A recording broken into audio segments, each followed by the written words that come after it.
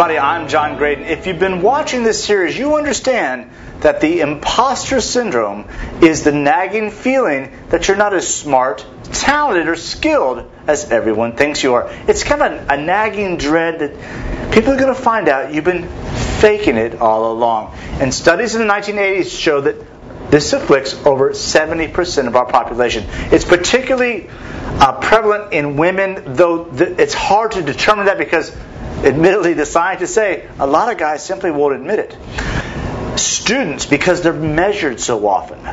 Everything in school is black and white, where the world is a multi-hued colored shades of various colors. School is right or wrong. So there's really a definitive cutoff point that if you don't get it right in school, you could be discovered as being a fraud, being an intellectual fraud who's been faking along. And when you're in school, especially trying to get a scholarship, especially trying to graduate, the consequences for being found out are pretty severe. And also in athletes, we see that as somebody who's been a world caliber martial artist, fighter, and coach for many world champion United States kickboxing teams, I see this a lot in athletes. And these are athletes that will compete just so they don't look bad. They don't really care about winning as long as they don't look bad. Even if things go against them, they're okay with that because that's an excuse that takes the spotlight off of their performance. If they win, they might say things like, yeah, I was lucky today, because they don't want you to expect them to win next time. Contrast that with a Michael Jordan, Tiger Woods,